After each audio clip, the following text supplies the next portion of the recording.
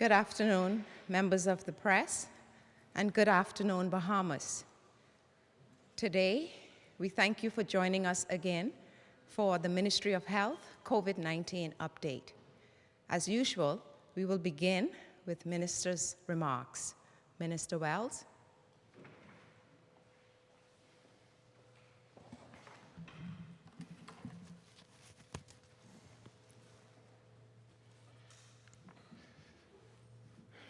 Good afternoon, members of the press, and good afternoon, Bahamas. Here is the latest update on COVID-19 in the Bahamas. On Thursday, the 12th of November 2020, there were 39 new confirmed cases of COVID-19. This brings the total number of confirmed cases in the Bahamas to 7,163. Total COVID-19 hospitalizations are currently on a downward trend and now stands at 23. There are 9 COVID-19 patients hospitalized in Grand Bahama's healthcare system. All of those patients are moderately ill, and at this time, there are no patients in the intensive care unit or ICU at the Rand Memorial Hospital. In New Providence, there are 6 hospitalized COVID-19 patients at Doctors Hospital. 4 moderately ill, and 2 are in the ICU. There is 1 moderately ill patient being treated at the South Beach Acute Care and Referral Center. At the Princess Margaret Hospital, there are 7 moderately ill patients with COVID-19. No patients are in ICU at PMH at this time. In all, there are 1,666 active cases, and 90 persons have been recently classified as recovered from COVID-19. This brings the total number of recoveries to 5,282, for a recovery rate of 73.7%. Fortunately, there were no deaths confirmed yesterday. Total number of confirmed COVID-19 deaths now stands at 155. Non-COVID related deaths are at 30, and 30 deaths remain under investigation. A total of 39,379 tests have been carried out for COVID-19 in country. 342 tests were performed yesterday, with 39 positives and 285 negatives. 18 tests were repeated to determine recoveries. Ladies and gentlemen, COVID-19 cases are steadily increasing in some of our family islands. During the Prime Minister's statement on Exuma, delivered this past Wednesday, he requested that the Ministry of Health report on the assessment conducted on the island of Eleuthera. During the period of the 31st of October through the 3rd of November 2020, the surveillance unit of the Ministry of Health visited the island of Eleuthera.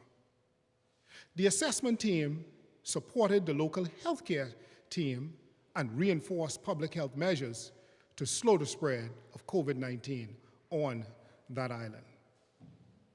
The team conducted tracing and quarantining facility assessment on the island of Eleuthera. It also carried out a swabbing exercise, collected data about behavioral practices in Eleuthera, and conducted interviews with members of the community, including the island administrator, business owners, and the clergy. The team observed the following facts. The affected population of Eleuthera was relatively young. 23% of those infected with COVID-19 cases were between the ages of 30 and 39. Most COVID-19 cases were occurring in the central and south sectors of the island, and Eleutherans tend to socialize at bars, beaches, at church, or when attending a funeral. With these results in mind, the team made several recommendations. And consequently, the Ministry of Health is in the process of taking the following 7 steps to support the local team on the ground and the community at large. First, there will be an enhancement of the technological equipment and personal protective equipment available to healthcare workers on the island. Second, quarantine sites will be fully outfitted with a uniformed officer identified to man the same. Third, doffing and donning of PPE retraining will be conducted for the staff on the island. Fourth, efforts will be made to bolster the human resource on the island with additional contact tracers and persons to complete data entry exercises. Fifth, a health, education, and community outreach strategy will be devised to encourage adherence to the preventative measures and guidelines. Six, information will be disseminated on antigen testing protocols. And seventh, efforts will be made to liaise with other ministries to strengthen reinforcement to the preventative measures on the island. Currently, residents are generally complying with the new restrictive measures put in place to stop the spread of COVID-19. As highlighted in the Prime Minister's statement on Wednesday, another island where cases are climbing is Exuma. On the 9th of November, the cases in Exuma increased by 12 in one day.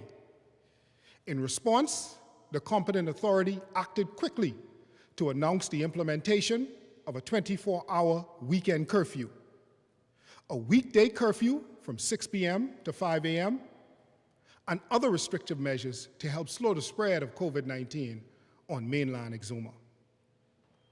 As of the 12th of November 2020, the total number of confirmed cases on the island of Exuma is 80.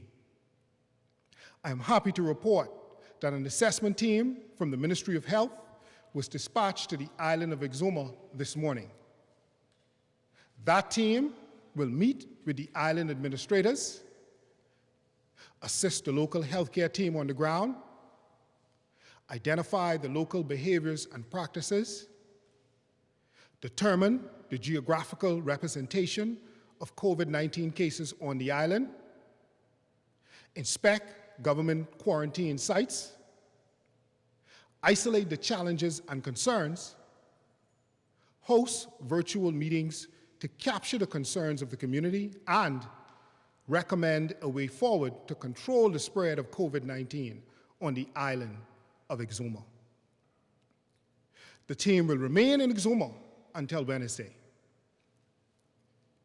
My fellow Bahamians and residents, after the island of Grand Bahama experienced a lockdown for more than 2 weeks, we saw concrete returns in the reduced numbers of COVID-19 cases. However, on Wednesday of this week, Grand Bahama recorded 38 new confirmed cases in one day. On further investigation, it was noted that 26 of these cases originated from employee interactions in the workplace. These employees work in the industrial sector as an electrical team.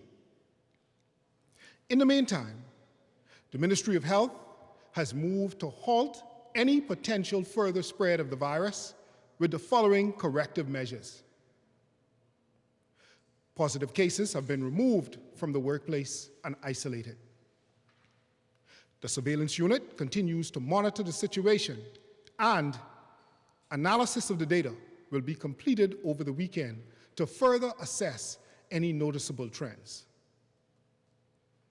My fellow Bahamians and residents, some islands of the Bahamas are currently under restrictions, such as weekend and weekday curfews, while others are seeing a loosening of these restrictions. We need to be mindful that these restrictions are not punishment. They are for the safety and well-being of the Bahamian people. The goal is to prevent the transmission of COVID-19 in the community. We want to save lives. The data has indicated that such preventative measures slow the spread of transmission in the community. Paramount of all preventive measures are personal responsibility. When you go out, ask yourself, am I 6 feet away from others? Do I have my hand sanitizer? Am I washing my hands often? Am I keeping my hands away from my eyes, nose, and mouth? Is my face mask on properly? And am I only touching items that I'm purchasing? We must not grow weary in well-doing, for in due season we will reap a reward if we do not grow faint. Continue to be disciplined and follow the protocols put in place to protect ourselves and our loved ones. Ladies and gentlemen, we turn our attention to our non-governmental partner, Samaritan's Purse, who has completed outstanding work to isolate and care for many COVID-19 positive patients at the Princess Margaret Hospital during the second wave of the pandemic in the Bahamas. The COVID-19 Isolation and Treatment Unit has been renamed the Special Pathogens Unit of the Princess Margaret Hospital. Last week, I advised that the operations of the Samaritan's Purse facility was systematically being handed over and placed into the capable hands of the staff at Princess Margaret Hospital. Today, the training 28-bed facility, 7 tents, medical equipment, personal protective equipment, and other supplies will continue to be used in the country's response to the COVID-19 virus. I would like to express gratitude to Samaritan's Purse, the non-governmental organization that willingly engaged in partnership with our country during a global pandemic. Again, I say, thank you for their Christian charity. We are certainly appreciative of the virtual infection prevention control training provided by Samaritan's Purse to more than 1,000 medical professionals. The virtual training was conducted in 36 areas on New Providence and 26 family islands. These new skills will certainly assist all participating healthcare workers to make the healthcare product more robust. Ladies and gentlemen, the Nursing Council's final examination for registration and enrollment was completed on the 3rd and 4th of November 2020. Candidates successfully passing this exam are welcome to the cadre of nurses in the Commonwealth of the Bahamas. 54 registered nurses and 2 trained clinical nurses sat the nursing examination. The examination papers are now being marked. At the end of the validation process by the cross-moderator and the external examiner, successful candidates who are interested will immediately be hired. This will go a long way to decreasing the current nursing deficit. It should be noted that before the pandemic, a study by the Ministry of Health indicated that 500 additional nurses were needed to make our healthcare system more robust. So as we wait the decision of nurses who have passed their examinations to enter the Bahamian cadre of nurses, the government will be paving a parallel track to augment the healthcare system by sourcing additional nurses from abroad. Ladies and gentlemen, a policy has been developed and ratified by the Ministry of Health's EOC for rapid antigen testing and will soon be disseminated to the public. The saliva direct test is being rolled out in Bimini, Abaco, Exuma, Eleuthera, Grand Bahama, and New Providence. I am happy to report that we anticipate using the test in the current mission to Exuma. We must prepare ourselves to embrace this new form of testing. With the recent passing of Tropical Storm Eta, it is also important that we remain prepared. Remember, we are still in the hurricane season, which officially ends on the 30th of November. Planning is an important tool for keeping you and your family safe in the event of a hurricane. Know where all of your important documents are, know the shelter location, and where you will stay if you have to evacuate. Always keep a few weeks of medication on hand and keep some water and non-perishable items available. Be sure to have your hurricane kit with essentials such as battery-operated radio, first aid kit, and flashlights. Furthermore, you should learn about safety before, during, and after a potential hurricane. It is noteworthy to mention that throughout this pandemic, our healthcare and frontline workers have demonstrated their courage, adaptability, and expertise. I wish to take a moment to again acknowledge this phenomenal group. We also remember our fallen heroes who fought valiantly alongside us with care and compassion.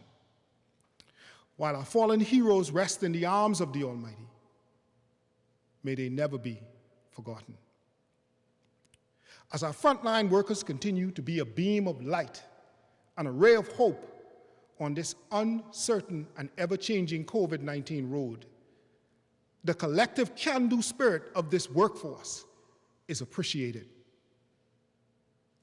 As the world lives through this pandemic day by day, we will ensure that our national response to COVID-19 continues to evolve to resist the virus.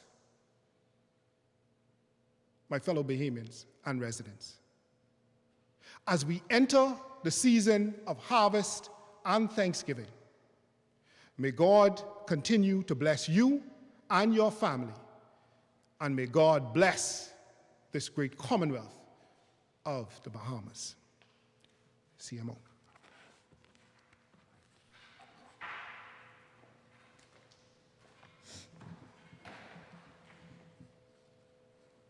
Good afternoon again, members of the press and the Bahamas. I will now provide for you updates for islands, key indicators, and trends being monitored, after which we will invite questions from the media.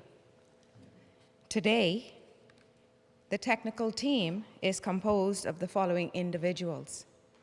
We have Ms. Mary Walker, we have Dr. Indira Martin, we have Dr. Philip Swan, we have Dr. DeLon Brennan, Dr. Nakia Forbes, and Drs. Jillian Bartlett and Dr. Frank Bartlett.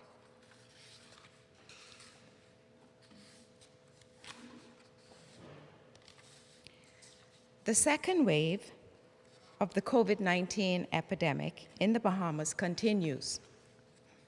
To date, this wave has lasted over 131 days, compared to the first wave, which waned in less than 100 days. First slide. Cat Island and the Maikal grouping have remained COVID-19 free for close to 50 days. Since our last update, 247 new cases have been added to the total number of cases nationally. New Providence continues to have the greatest proportion of cases. However, the percent increase on some islands warrant concern. These concerns will be explored as we look across the islands of the Bahamas. Next slide. When we look at New Providence, the rate of increase has slowed, as evidenced by the shallow slope of the purple line. This is encouraging. However, we are not out of the woods as yet. Since our last update to you, New Providence has added 3 deaths, bringing this island's total deaths to 128. Of this, 94%, or 120, occurred in the second wave. On Grand Bahama, a total of 874 cases have been confirmed. This island had a 6-week period where its baseline new COVID cases was approximately 13. Over the last 4 weeks, however, the baseline has more than doubled, as you can see on the graph. We continue to monitor this trend and the impact of ongoing containment and mitigation measures by the Grand Bahama team. On Wednesday, the 11th of November, the Most Honorable Prime Minister spoke to the nation, announcing that due to an increase in total cases on Exuma, weekday and weekend curfews would begin effective the 12th of November. Explicitly, in less than 1 week, Exuma's total COVID-19 cases climbed from 43 cases to 80 cases. The Honorable Minister would have provided details of the team of persons from surveillance, communications, and health education, which left New Providence this morning and are now on the ground in Exuma to support the local health team in investigating the surge in cases on that island. They will also conduct educational sessions for the community. We note here the work of the National Surveillance Team, which, though small in number, has been the heartbeat of our response, working into the night 7 days a week from the start of the epidemic. These are the same officers drawn on to execute missions to islands of concern. We tip our hats to these soldiers, and we use this opportunity to remind every island community to be vigilant and to hold each other accountable for adhering to the public health measures. Turning to Andros, we now observe that COVID-19 cases extend from Nicholstown in the north to Kemps Bay in the south. We are monitoring closely what is happening on this island. On Bimini, contact tracing efforts discovered there was a large church convention on the island last week Sunday. To date, over 15 suspected COVID-19 cases are linked to that event, and we are awaiting the results of their swab test. Symptoms of one of these individuals were severe, enough to warrant being airlifted to New Providence for further medical management. To every Bahamian across the archipelago, such large activities represent behaviors that put individuals, families, communities, and our nation at risk.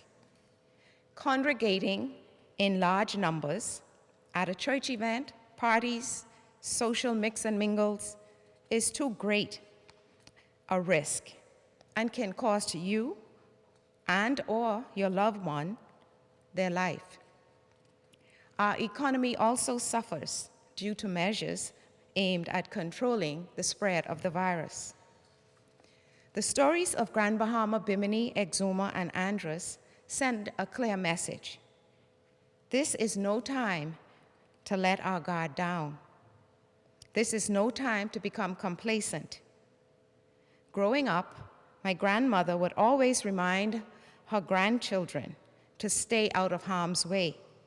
To you, those listening, watching, reading, this is no time to risk harm to yourself or your loved ones.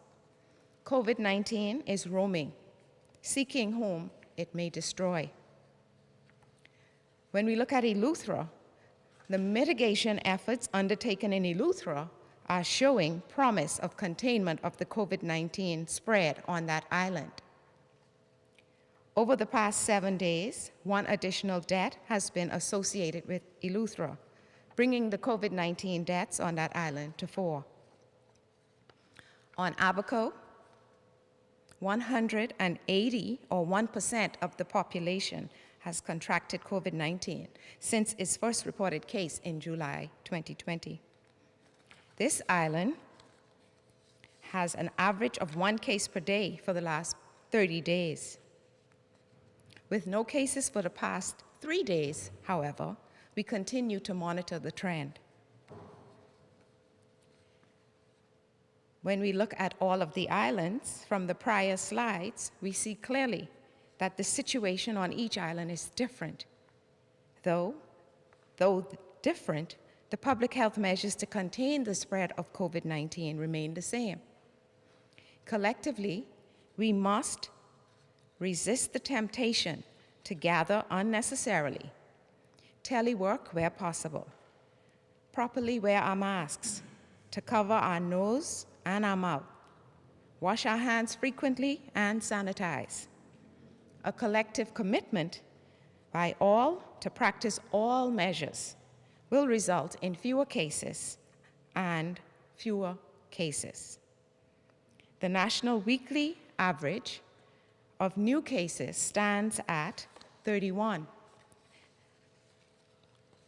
This is an over 70-point reduction based on just before the tightening restrictive measures on the 9th of October. When we look at the crude R value, which we actually continue to monitor, the current infectivity rate, or R0, is 0.63, which has increased from the 0.55 value we reported last week. The Ministry of Health continues to monitor this indicator as a reliable retrospective view of COVID-19 spread within the community. An R north of 0 is ideal. So we continue to strive to maintain the decreasing trend with an R north of 0 as close as possible.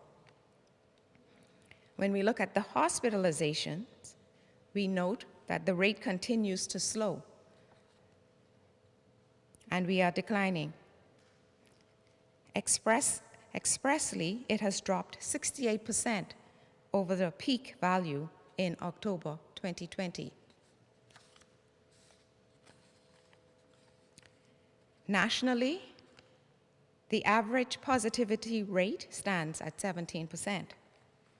The Ministry of Health continues to remind the public that the real-time PCR remains the gold standard for testing, as it provides reliable results in both symptomatic and asymptomatic persons.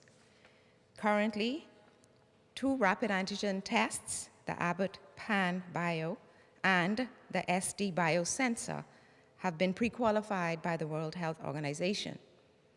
These tests are reliable only for the symptomatic person. Testing and reporting requirements are now being incorporated into our national protocol. We continue to encourage all persons having symptoms to present for testing. Isolate while you wait for test results, and if positive, remain isolated until you are cleared. If negative, please continue to follow public health measures which will decrease exposure and the likelihood of becoming a case. Thank you, and we now entertain questions from the media. Kyle Walkin. Hi, good afternoon. Given what's occurring in Grand Bahama and what we've seen with islands like Exuma and Luthra, do health officials recommend tighter restrictions for that island? And why was it, I guess, necessary to enforce a lockdown on Exuma when your data shows that the cases are dropping there? Okay, so certainly I would allow Dr. Frank Bartlett to give an update on the Grand Bahama situation.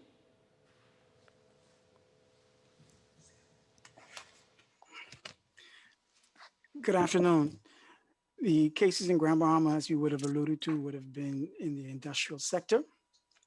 The teams that they would have had at the site, there was a project that was ongoing there now. They would have contracted infection from one of the persons who would have worked at the site. As you would have mentioned, they would have been quarantined. And the investigations that we have so far, we have all of those infections that we would have seen, or the positive cases that we have seen, localized to one area. Not only one area within the workplace, but one other area within that community. We're looking at the whole outlay as to what's happening in the community. We're gathering data, and one of the challenges we have right now as it relates to doing a proper analysis or to clarify more the situation that's what's going on in the community is that the data we have is a challenge. Not so much of a challenge because of the analysis, but because of the data and the information that we're getting from the persons who have contracted the illnesses. If we get inaccurate data from those persons, or we're not getting any information from them at all, it gives us really a challenge. It has a challenge. It can, oh God, it gives us a much more harder time to do the analysis and to come up with a clear picture as to what's going on in the community. The whole thought process now as it relates to Grand Bahama, and when we look at the clusters that we have on the island, the other cases that we have no explanation appear to be more sporadic as it relates to community spread. The areas where we have identified that there are an increased number of positive cases, we recommend targeted restrictions instead of having complete lockdowns. Because once we can identify those, hopefully we'll be able to curtail the increase that we're seeing with that, as opposed to putting our community in much more not so nice conditions with the lockdowns. Over.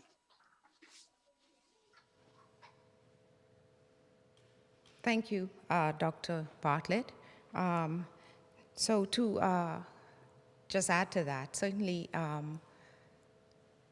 restrictions when we make recommendations would be based on what we are seeing on the ground and what we have been monitoring over a period of time. In Exuma, certainly, we began to see an increase as the slide showed. There was a significant increase in the number of cases over a particular period, and our recommendation related to what was happening on the ground. What we try not to do is have to run behind what we know the virus can do. The longer you wait to actually put measures in place to contain the spread of the virus, the longer it takes and the harder it is for us to actually have containment. So we would make recommendations as we begin to see certain trends occurring. And in Exuma, this was the case. My second question regards to the travel protocol with international arrivals. So with the protocol of testing on day 5 of arriving in the Bahamas, just want to know, are people complying? If so, what are the numbers, and has anyone tested positive upon day 5 or even just after arriving in the Bahamas? Can we get an update on that? Okay, Dr. Brennan, I think, is on the Zoom. I know he works directly with tourism. He may have those numbers. Dr. Brennan? Yes, ma'am. Good afternoon. So to date, through yesterday, the November 1st through November 12th, there have been 5,584 applications for persons to travel into the Bahamas. Of that number, there were 2,492 residents, citizens, work permit holders, and then of that number, there were 1,842 who were registered as visitors that were expected to be longer than 5 days, and 1,250 who were visitors who were expected to be less than 5 days. So those are the persons who actually applied to come into the country. What we have a record of for those who actually traveled for the November 1st through 6th time period. So we can update on those numbers. So for what we can account for travelers for November 1st through November 6th, there were 1,691 travelers who traveled into the country. And of those, for the testing, we had there were 752 of that number who were compliant with the 5-day testing. And then there were 939 of that grouping who did not have testing done. Do remember that of that 939, that also includes persons who did not stay over the 5-day time period as well. So, there's more data gathering that will have to be done of that grouping to disaggregate those numbers. But what we can say is of the 752 persons who actually did get tested, there were 4 known positives. All of that information did come to the Ministry of Health through the portal that's been established by the Ministry of Tourism. Of those numbers, 1 person was a Bahamian, and there were 3 individuals who were work permit holders. And so all of those persons have been entered into our case investigation and contact tracing mechanism. Thank you. Thank you, Dr. Brennan. Jimanita Swain.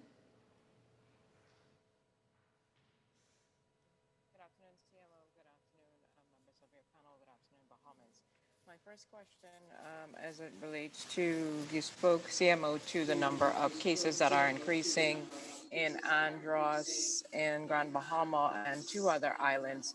How will this, place a demand on the health resources that are already challenged or stretched as a result of COVID-19? Thank you, Jimanita, for your question. Certainly, COVID-19 has placed significant challenges to our healthcare system. We are at a point now where we are having less cases, less admissions, but particular to the Family Islands, certainly New Providence is our hub. And as it relates to persons who become infected with COVID-19, we have to monitor those persons for symptoms. That places stress or excess, I would say, duties and responsibilities on the healthcare teams on the ground. And as these persons deteriorate, we then need to ensure that they are managed until we are able to actually bring them out of the particular island. And of course, that is at a cost.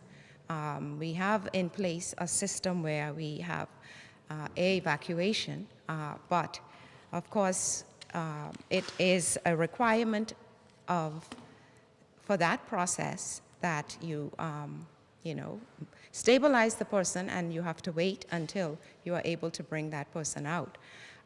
Dr. Bartlett continues to work directly with individuals on the Family Islands to ensure that this happens in a seamless way. I would give her the opportunity to add anything additional.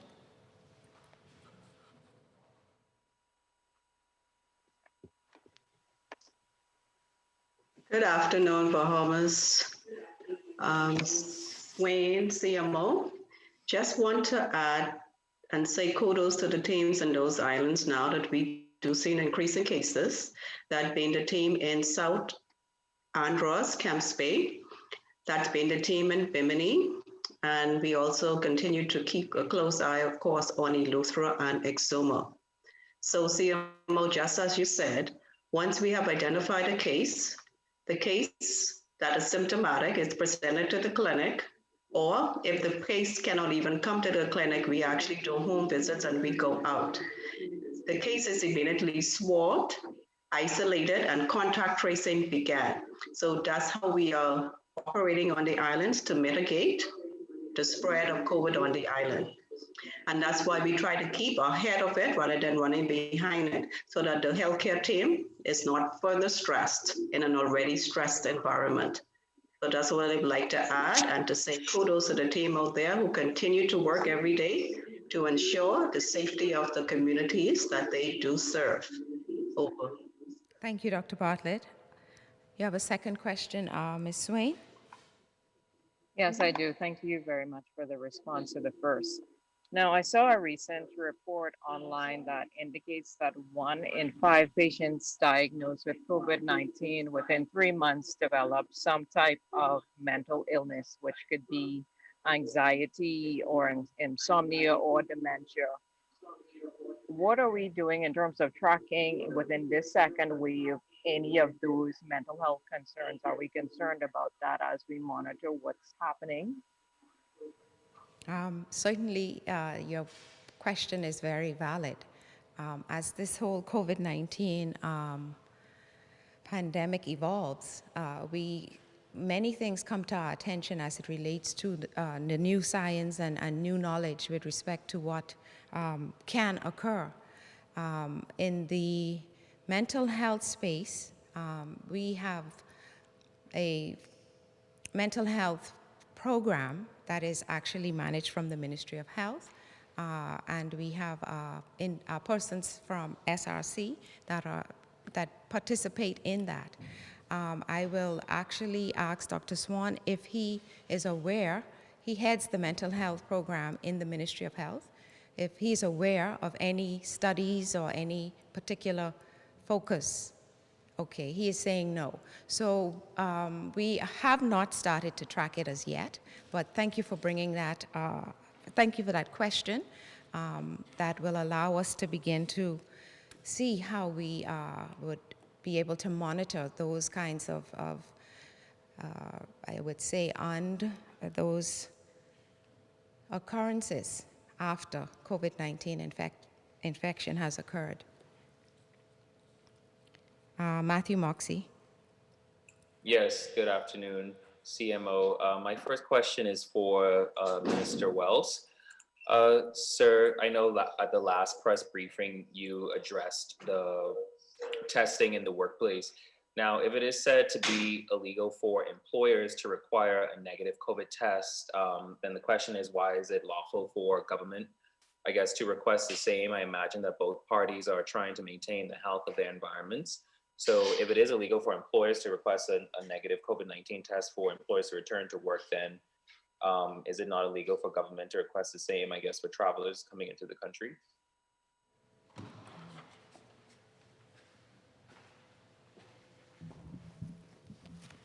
Actually, no, it's not, because once the competent authority, the Cabinet of the Bahamas, would have issued an order to that effect, it becomes legal, because every order is a legally binding requirement for anyone who transverses the borders of this country.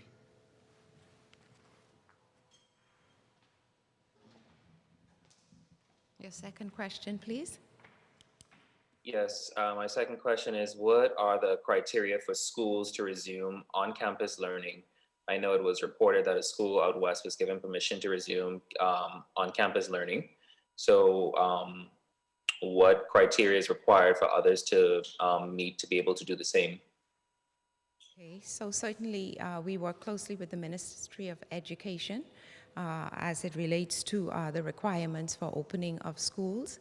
To my knowledge, you are referring to a school that I guess would have been given some permission, but we work closely with the Ministry of Education, and we anticipate having those discussions shortly to determine exactly the way forward. As we note in particular, the decrease in cases in New Providence and the need for ensuring that all school-age children are actually gainfully engaged in educational activities. So we are having those discussions with the Ministry of Education to determine exactly what the next steps would be for our schools.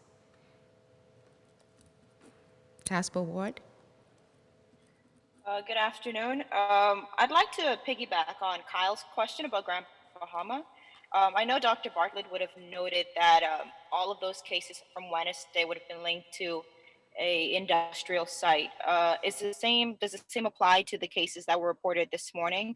I see that 19 new cases were reported on Grand Bahama for November 12th.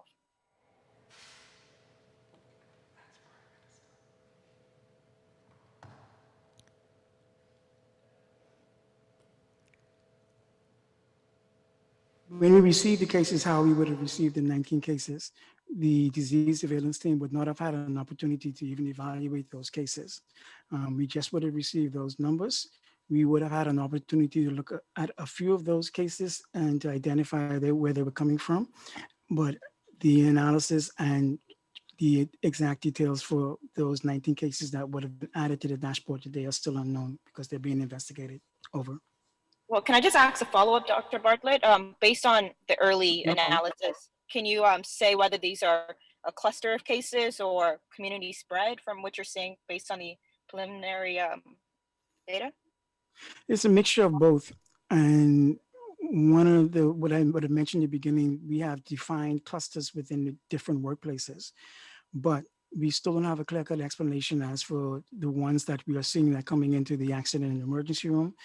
We would have mentioned 26 out of the 38 cases that we would have had on Wednesday came from an industrial association or an industrial site, but the other 12, we had 3 of those 12 actually coming from one of the gaming houses. We would have had another 4 of those that had no direct linkages to the workplace or any direct linkages to any of the cases that we would have had in the community.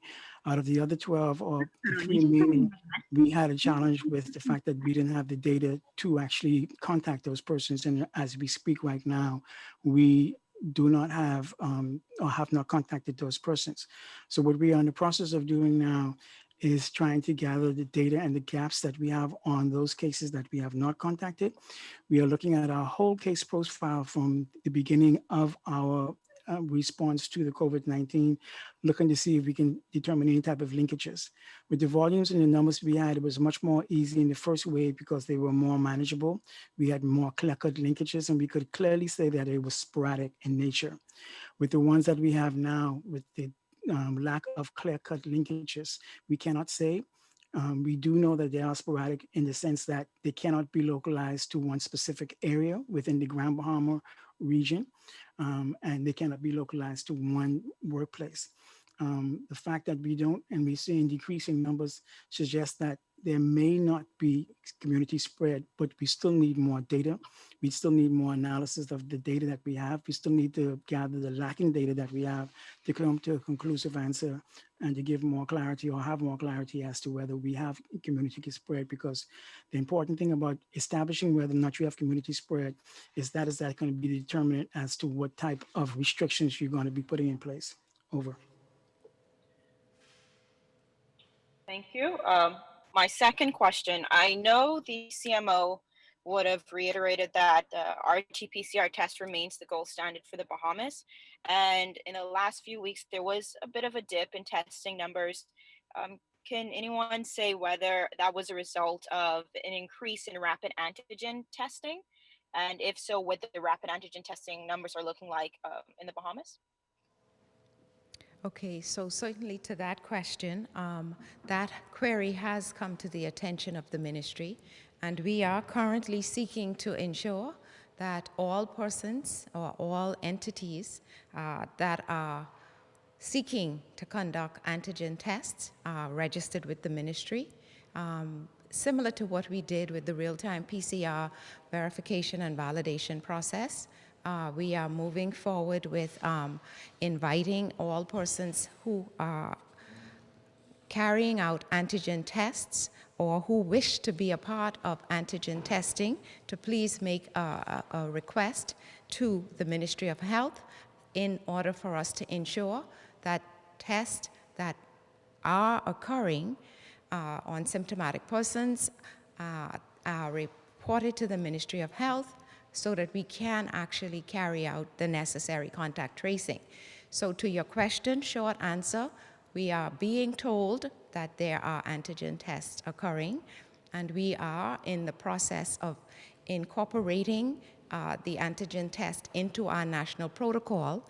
And as of today, we are asking all entities interested in doing antigen test to please make application to the Ministry of Health so that we can ensure that the national protocol is followed in order to prevent us from actually having testing going on without the necessary measures that are required after testing.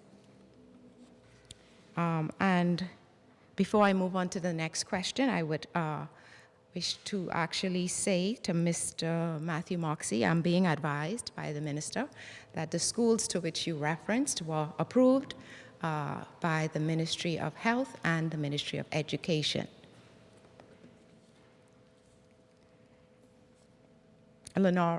Leandra Roll, sorry, Leandra. Good afternoon. Good afternoon to all. I just wanted to get a little bit more information on those travelers who would have tested positive after arriving to the country. Are officials able to say which island did they travel to? Did those individuals had to undertake an RT-PCR test after testing positive via the rapid antigen test? Also, individuals who they may have traveled with on the plane, are they also being monitored? Okay, so certainly the rapid antigen test on symptomatic persons will be incorporated into our national surveillance system as positives. As I would have alluded to, we are in the process of updating our protocol now to include that. I will ask Dr. Brennan to speak specifically to those persons who he would have referred to in his report. Sure. Good afternoon. So the 4 cases that were identified were travelers in 2 islands. Those were New Providence and Grand Bahama. And so subsequently, those individuals were referred to the surveillance unit. They were all placed into the contact tracing protocol and ensure that we are collecting additional info from those individuals and making sure that anyone that they would have come into contact with during and finding out what their symptomatology is, who their contacts are, and carrying out that exercise. So that exercise is currently ongoing at present. And if those persons were exhibiting symptoms during their travel, then additional measures would be taken to address the persons who were traveling at the same time. But as far as we know at this moment, those individuals all had negative PCR tests prior to traveling, and they exhibited no symptoms during their travels. So their risk of having transmitted it during the actual travel time period is small. Thanks. Thank you, Dr. Brennan. Second question. Yes. Last week, Dr. McMillan, you had indicated that the ministry had received reports of unauthorized use of antigen tests on Eleuthera, and investigations will be conducted into those reports. Are there any update? Can you give any update on those investigations and perhaps speak to the ministry's efforts to crack down on those who may be issuing tests without being authorized? Okay, certainly we Certainly, we did seek to determine exactly who and which tests were being used on the island of Eleuthera.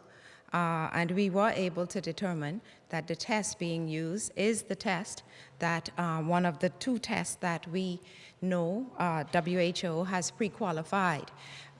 So we are now in the process, as I have alluded to, of ensuring that those test results based on the protocol and for the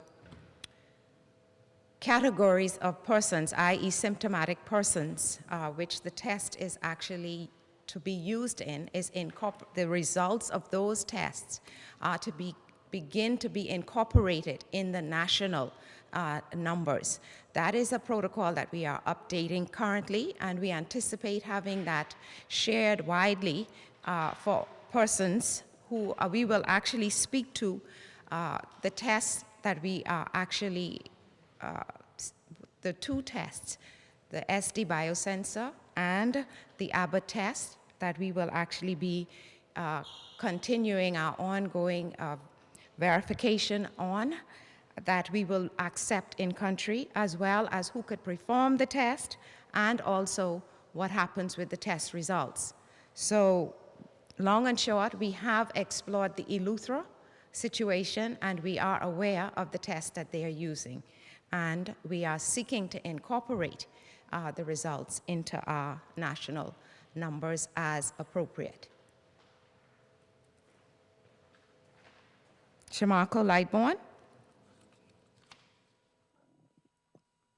Hi, good afternoon. It's Marco Lightbourne from the Blaze 98.3 FM in Exuma. My first question, Dr. McMillan, Minister Wells, as well as yourself, would have mentioned that an assessment team just arrived in Exuma today, but is there any data for the island so far from local health officials that indicates if any particular area was or is a hotspot at the moment? I ask in hopes that this allows residents to make more informed choices, or should they just, use some retrospection and compare that to whether or not they have any current health anomalies? Thank you for your question. Dr. Bartlett is following the Eleuthera numbers very closely. I'll ask her to speak to the numbers that we have currently.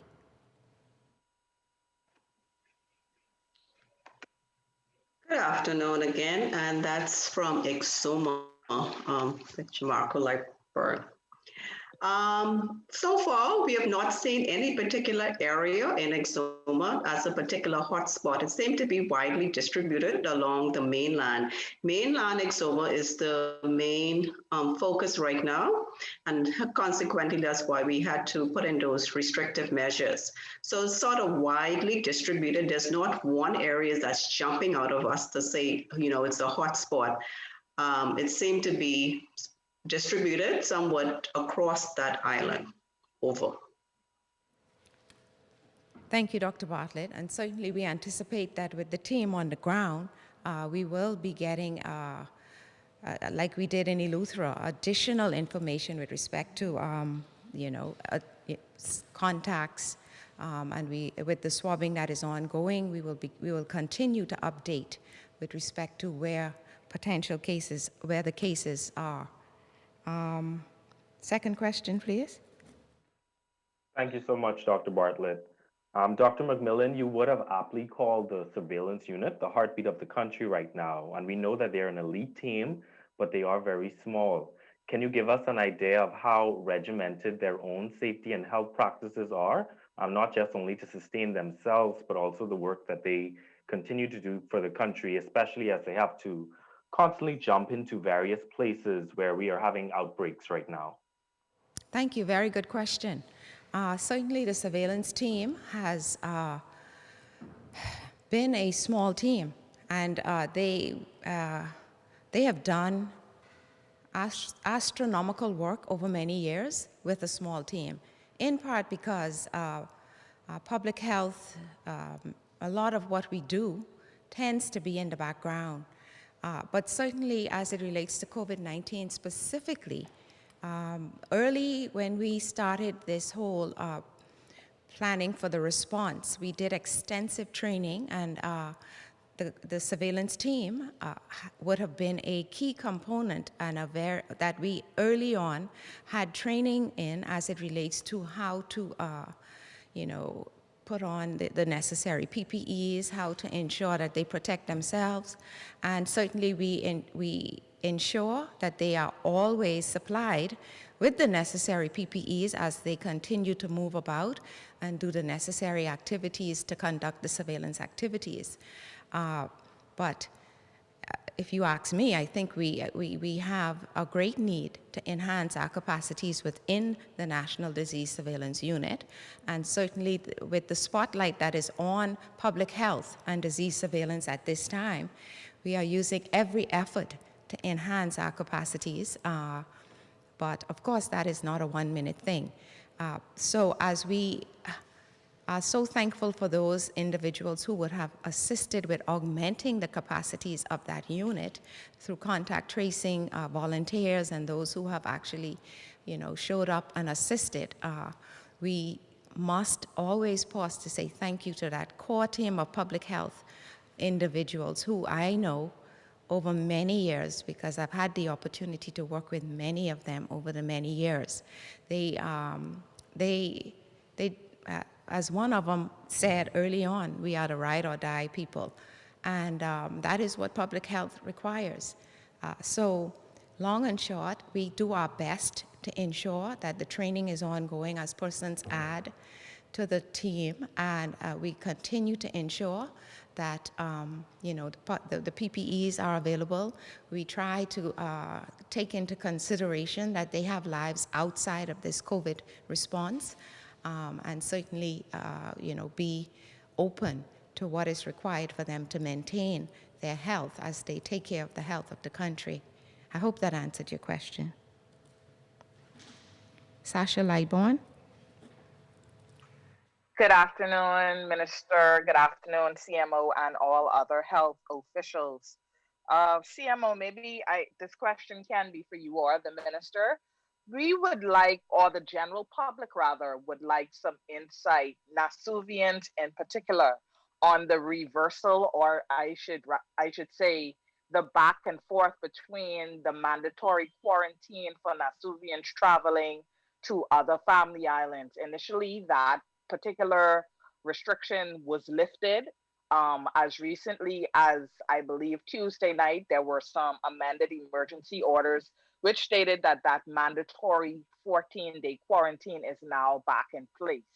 Can you give us any insight as to why the flip-flopping of that mandatory 14-day restriction with respect to Nasuvians traveling to different family islands, especially if a test is required, the health visa is required, if any Bahamian completes all of those steps successfully, why the 14-day quarantine being put back in place? Minister will answer.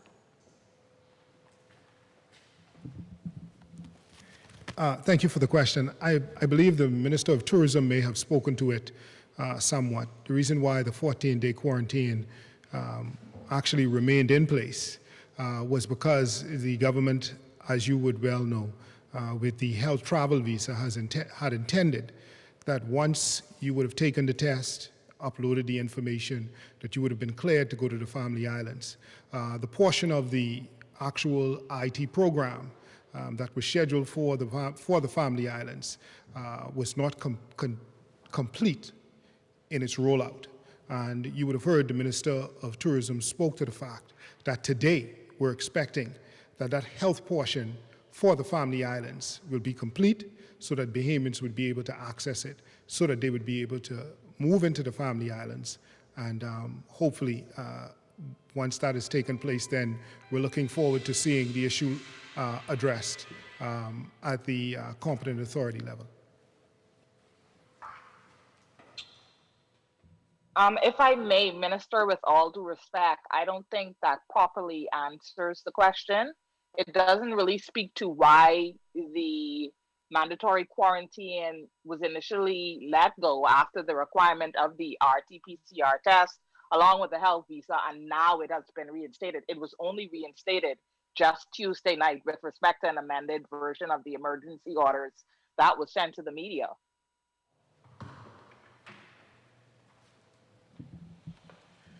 Well, I think you would also be aware that all travelers coming into the country was required to do an RT-PCR test. And then once they would have arrived in country, they had to quarantine for 14 days before the introduction of the 5-day antigen test. So it was the fact that the government was putting the visa in place and the information in regards to the visa, that we removed the restrictions in regards to quarantine for those coming into the country. That was also intended for the Family Islands, but the system was not, had not yet been launched in a manner where we had worked out all of the quote-unquote bugs to where Bahamians could upload the requisite information so that there would be no quarantine for Bahamians moving into the Family Islands.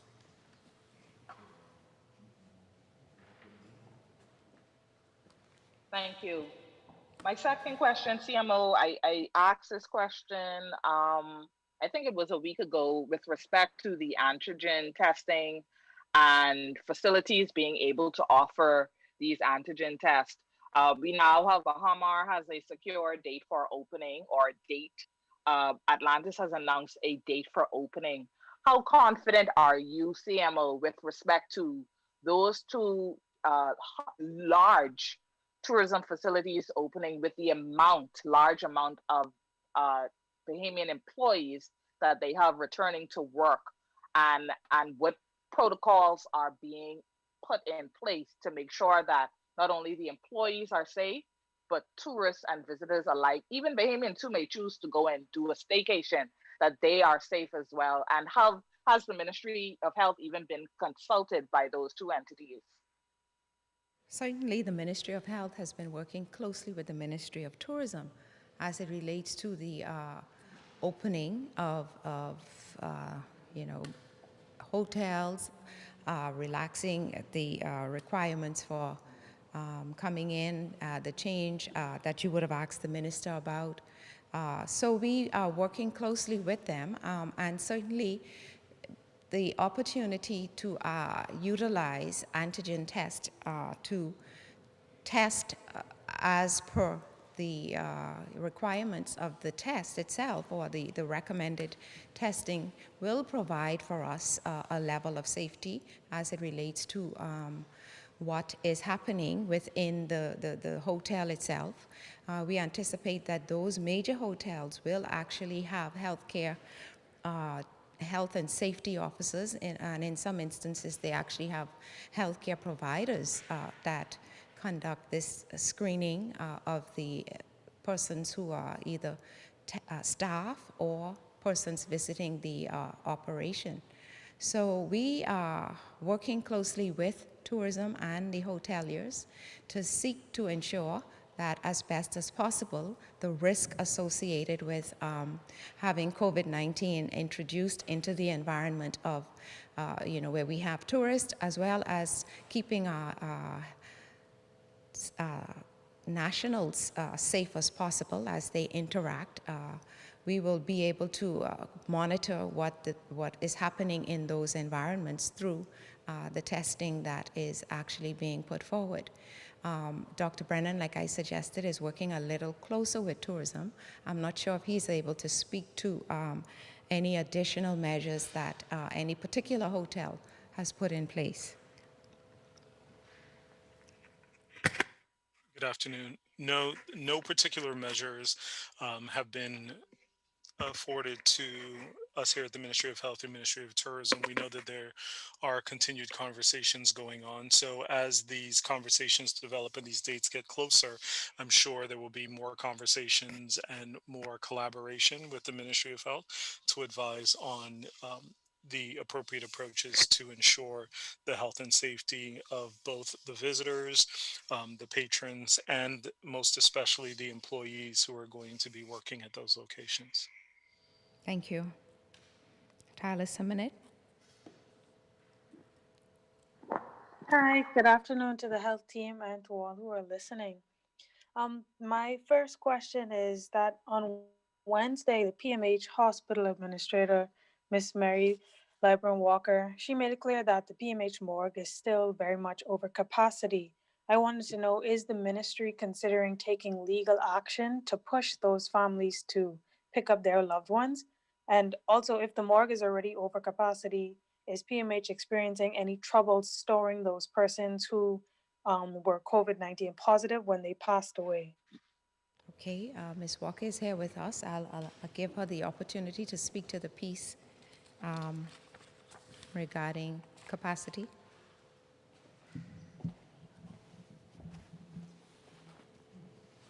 Good afternoon. Thank you for your question. We did indicate in the statement read that we are over capacity with respect to the number of bodies that we can safely store at the Princess Margaret Hospital. Nonetheless, we do have some additional capacity that we have had to put in place.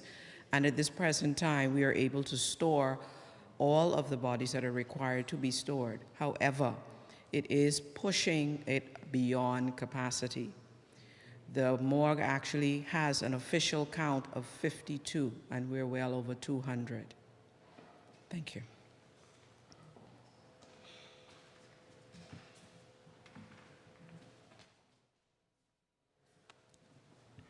And just to reiterate, this is a problem that we've been experiencing for quite some time. I remember on September 14th, speaking to the press regarding this, and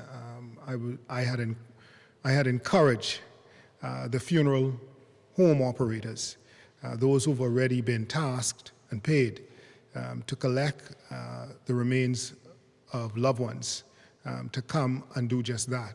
And if they did not do such, that the government of the Bahamas would begin to charge the fees that is supposed to be charged in those instances where the remains of loved ones are not collected in a timely manner. And we will do that in order to facilitate the more rapid movement of individuals being interred in the manner in which they should be by their loved ones.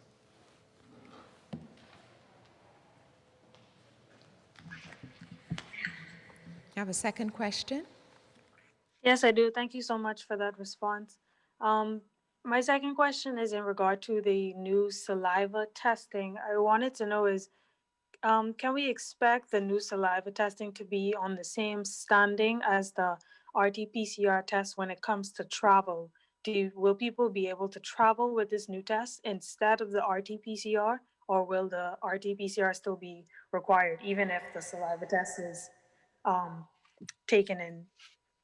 Okay, we have Dr. Indira Martin here with us. I'll allow her the opportunity to speak to that. Good afternoon. So the saliva direct test is actually a real-time PCR test. It's just one that's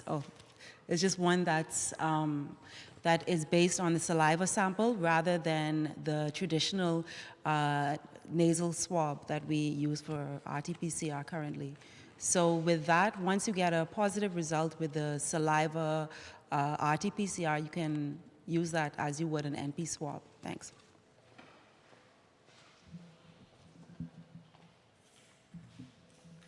Karen Bain. Yes, good afternoon, Bahamas. Good afternoon, Ministry of Health team, and good afternoon, Minister. My question is for Dr. Nakia Forbes. Dr. Forbes, from the onset of the COVID-19 pandemic, have you seen a mutation of the disease from when it was first reported in March? And if so, what treatment method is the Ministry of Health implemented to continue its fight of the disease? Good afternoon. Thank you very much. So at this time, scientists have been monitoring what's happening with COVID-19 and whether or not there are mutated strains. And indeed, there are mutated strains. There is some ability to test for strains in some labs in the Bahamas. We haven't detected any of those mutated strains. Scientists are also monitoring to see what about these mutated strains? Do they confer anything different? Are they more infectious?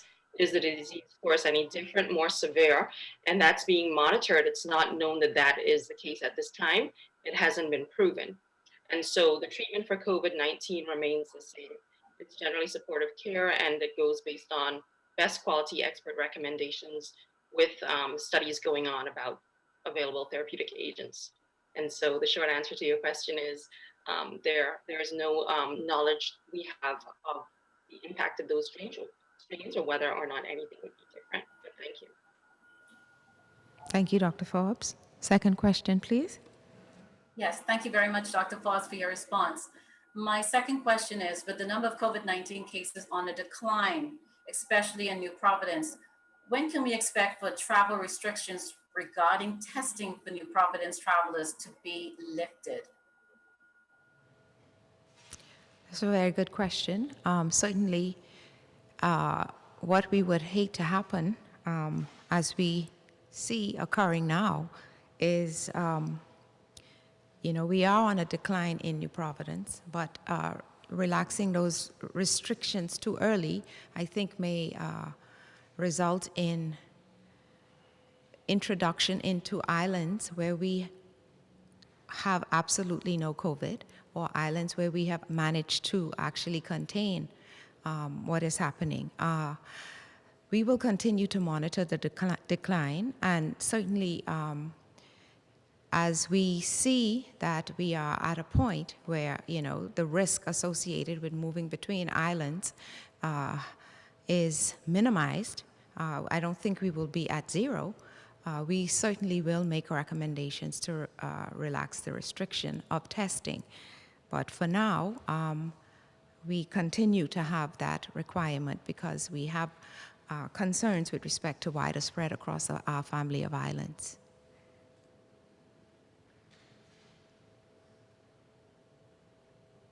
Elizabeth Bryan. Oh yes, good afternoon, CMO McMillan. Good afternoon, Bahamas. Good afternoon also to the Minister and the rest of the Ministry of Health team with the Eleuthera newspaper. The first question is, Eleuthera mainland began both a weekday curfew and weekend lockdown state on Monday, November 9th. The recommendations made by the Ministry of Health assessment team during the previous week in response to rising cases throughout the Eleutheras. Substantial feedback received indicate that evening curfews were generally expected to mitigate the spread. However, the weekend lockdown was thought to be a crippling decision, negatively impacting any resurgence of tourist arrivals for the remainder of 2020 and the local economy in general. Can you share what specific indicators will be used to recommend the easing or lifting of, at least, the weekend lockdown in mainland Eleuthera? And what time frame was envisioned for these restrictions? Okay, certainly the indicators that we monitor as it relates to, new cases declining, the deaths, whether or not we are having to actually, we have people presenting who are very ill and needing to come out of the island, hospitalized cases. Those are the indicators that we will continue to monitor with respect to whether or not the restrictions that are in place have actually, for want of a better word, broken the chain of transmission. So we continue to monitor the same indicators that we monitor across New Providence and other islands to determine, make recommendations as it relates to either relaxing or putting in place more restrictive measures. So those are the things we're monitoring for Eleuthera. So just as a quick follow-up to that question, the second part, in terms of, was there a time frame envisioned for those restrictions on the island, especially the weekend lockdown? I wouldn't say that I can give you a time frame. We would be, certainly we are seeing some decline. And as we continue to monitor the trend, certainly I can't remember how many days we are into that restrictive measures now, but generally we monitor it over at least one incubation period to determine what is happening. And ideally we may like to see 2 incubation periods, which would be 28 days. But we will certainly, I would say to you that the restrictive measures, when we make recommendations for those, are not done without the consideration of the discomfort, the impact on economy. So we will continue to monitor those measures and make the recommendation as soon as we are able to relax the measures. Thank you. Okay, so for my second question then, the Prime Minister indicated in a national address this past Wednesday that according to the Ministry of Health's assessment team, which visited Eleuthera early in November, they had witnessed a general non-adherence to recommended public safety health measures on the island. The business community on the island responded, saying that local businesses have been widely compliant with recommendations like distancing markers, hand sanitization stations, door signage, mask enforcement, and even temperature checkers at some of the stores. So was the assessment team referring to private social gatherings or individuals seen while traversing public spaces while on the island? Basically, is there any more specific information as to the nature of the non-adherence seen on the island so the public can take note and be better informed? Okay, certainly, I think it would be good to have that level of detailed information shared with the community. I certainly do not have it in front of me now, and they would have provided a report that spoke to those key observations that we would have provided, and as it relates to making the restrictive measures that we put in place. I'll allow Dr. Bartlett, who works, like I say, closely with the team on the ground in many family islands, to add any additional insight that she may provide with respect to specifics as you are asking for. Dr. Jillian Bartlett.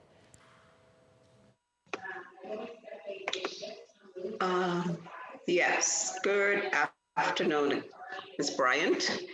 What the team has been seeing on the ground there in both North Central and Southern Lustra are residents who are non-compliant. For example, if they go to a bar, they would hang out, nobody wearing masks. When they go to the boat to collect their stuff, no mask, no social distancing, and that sort of gathering. That's what I can tell you that the local healthcare team are seeing as they move around the island of Eleuthera. But I can't really say more as to the businesses and if they are doing what they're supposed to be doing when persons do come into their facility, etc. But I can tell you it seems to be just the residents and how they move about in the community with the non-adherence to the public health measures. Over. Thank you, Dr. Bartlett. Sloan Smith. Hi, good afternoon, health team. Good afternoon, Bahamas. Hope you guys are doing well. My first question can go to the minister. The Prime Minister would have advised in his latest address that as we see loosening of restrictions, cases are expected to climb again. And even now, as we are seeing a decrease in hospitalizations, there was once a point where the healthcare system was debilitated. My question is, can we get an update on the P3 discussions and any other plans the government currently has to build more capacity given the reopening of hotels and the restart of the tourism industry?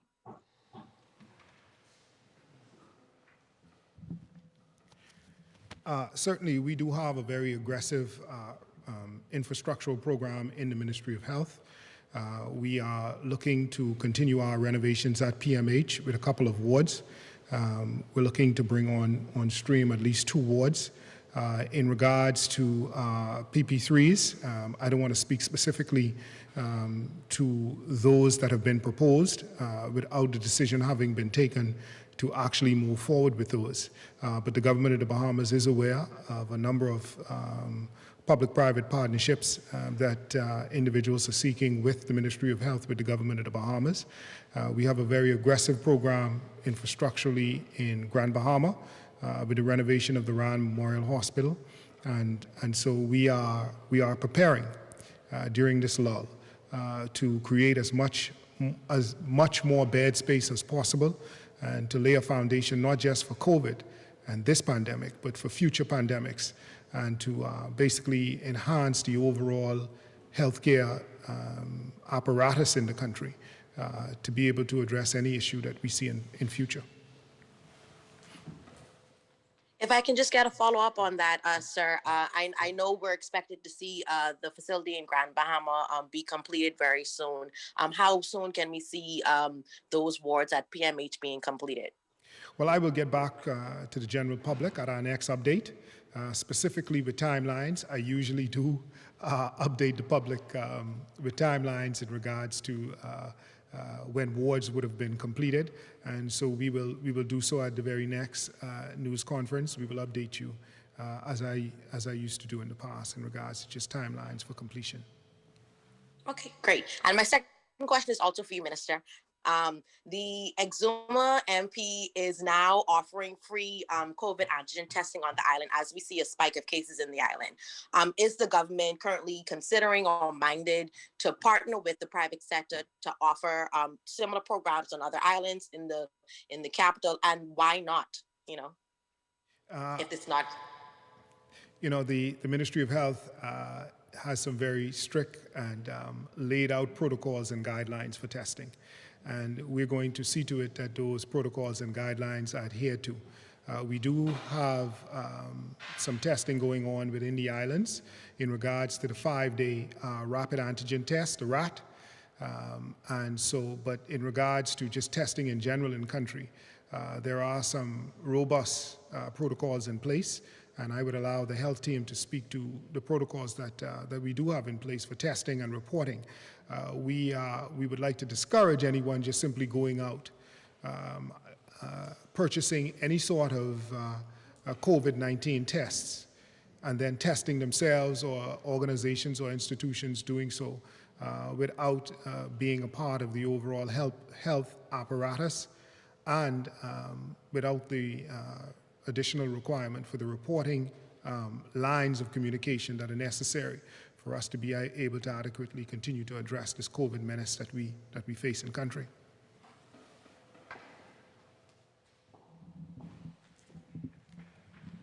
Thank you. I think that was our last question. Thank you, Bahamas. Have a wonderful evening and a wonderful weekend.